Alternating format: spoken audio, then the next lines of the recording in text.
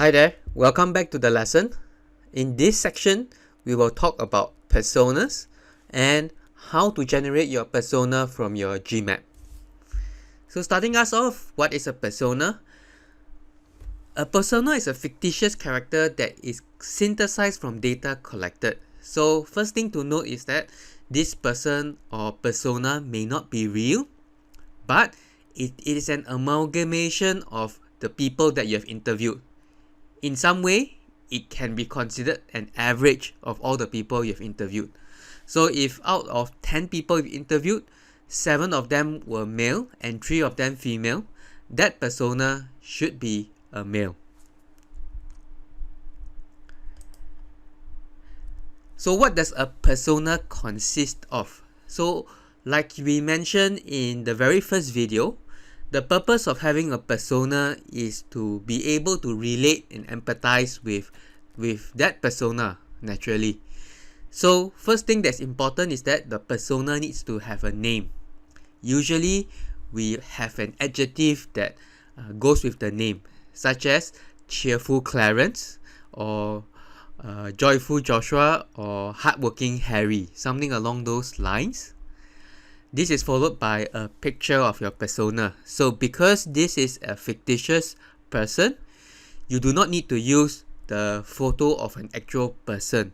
You can look for one on the internet, but it should reflect the personality of the person that you're describing, or the personality of your persona. Next, we have what we call a quote. This quote should represent what he or she is about. And by reading this life motto or quote, you should be able to know what this person is roughly like. A brief profile, name, age, as well as role. And finally, these are the 4 components that form the persona. So on the top, you have their likes and dislikes, which you will already have uncovered through your interview, followed by your goals and motivation, and finally your key unmet need. This sounds awfully similar to your GMap, doesn't it? So in the next section, we will look at how we can transpose whatever we have in our GMap into a persona.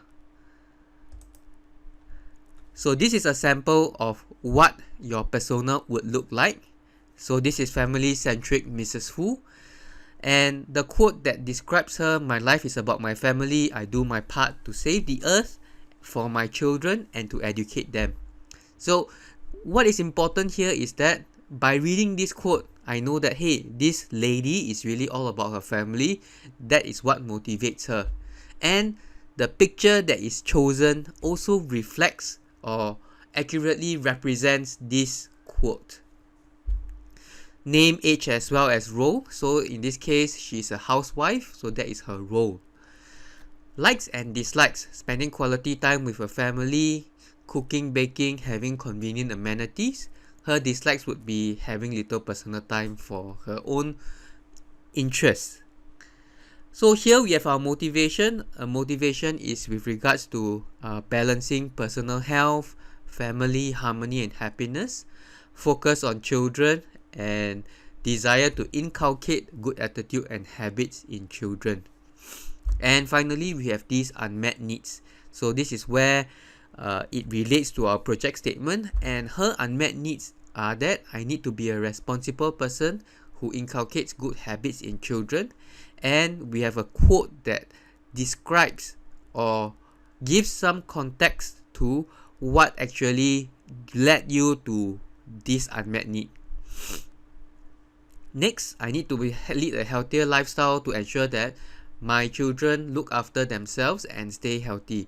So I'm happy as long as my family. So what you have here is actually a quote that this Mrs. Fu mentioned during the interview. This Mrs. Fu mentioned during the interview.